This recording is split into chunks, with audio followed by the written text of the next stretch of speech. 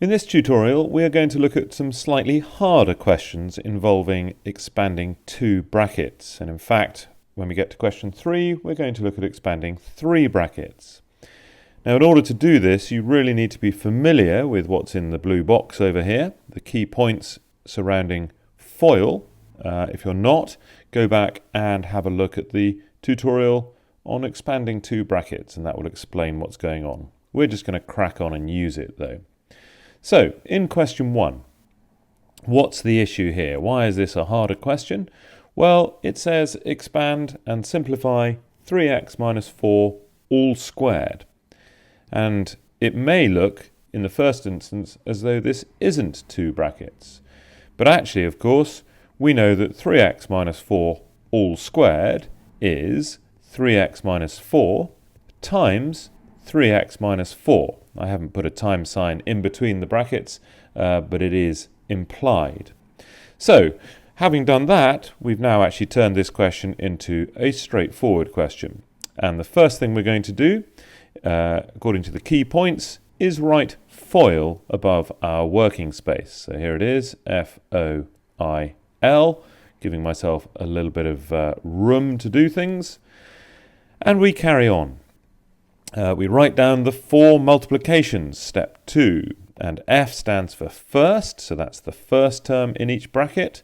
3x times 3x is, well, 3 times 3 is 9, and x times x is x squared.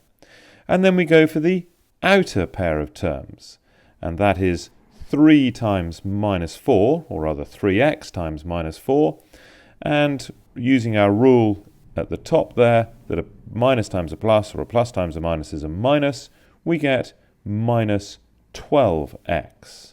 And then we look at the inner pair, and this time we've got minus 4 times 3x. And again, minus times a plus is a minus, 4 times 3 is 12, so I get minus 12x. And then the last term in each bracket is the minus 4 times the minus 4, and a minus times a minus is a plus. 4 times 4 is 16, so I get plus 16. And once you've done a few of these squaring type questions, you'll start to recognize that the 2 terms in the middle, from the outer pair of terms and the inner pair of terms multiplied together, will always be the same when we've got a bracket squared like that. Okay, so that's something to watch out for. And now we need to simplify, and we collect the like terms, step 3, and the only like terms are the two 12x's and minus 12x, minus 12x. Well, if you think of it as taking away one lot of 12x and then taking away another lot of 12x, you'll see very quickly that we've taken away 24x. And we get 9x squared minus 24x plus 16. Right, let's have a look at another question. Now, this one looks hideous on first inspection because we've got all these square roots in it. But actually, let's just drill down to the basics. It is just one bracket multiplied by another bracket. And so we can use the standard FOIL thing here. So let's do that. What are the key points? Number 1, write down FOIL above your working space. Now, with these square roots and things, I'm actually going to give myself really quite a lot of room here. I'm going to spread out FOIL as far as I can.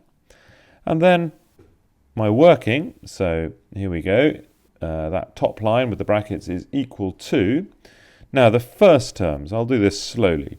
I've got root x times root x. Let's just write that down and we'll simplify that in a minute. Root x times root x. And then what have I got?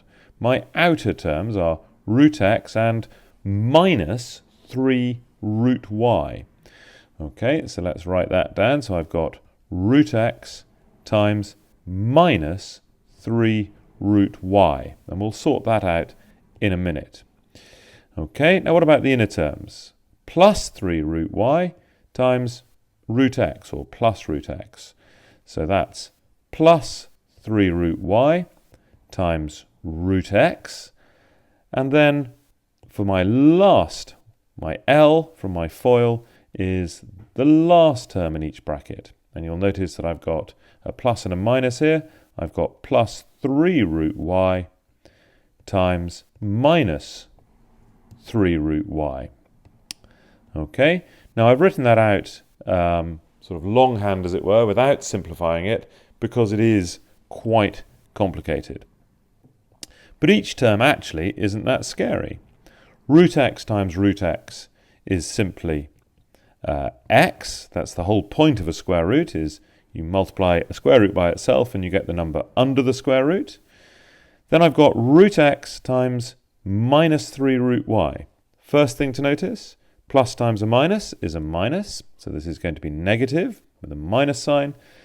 The 3 I can't do much with. Root x times root y, I can in fact write as root xy.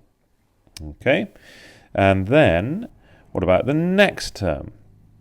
I've got 3 root y times root x. It's all plus, so that's plus. Again, the 3 I can't do much with, but root y times root x, I can write all under the same square root as root xy. And then my last term, okay, this is 3 root y times minus 3 root y. So again, I've got a minus times a plus, or in this case a plus times a minus. So I'm going to get a minus, and it's going to be minus 3 times 3 is 9, root y times root y, just like root x times root x was x, root y times root y is y. And so I have now written down the 4 multiplications as simply as I can. What do I have to do next? Well, step 3 says simplify by collecting like terms. Now, x is not like any of the other terms there, nor is the minus 9y, so I just leave those alone. But these two terms in the middle are very like each other.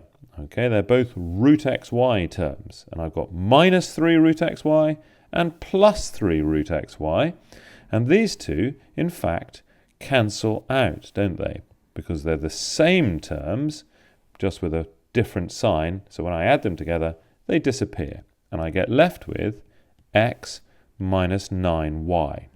And that is the very simple answer to a very complicated looking pair of brackets.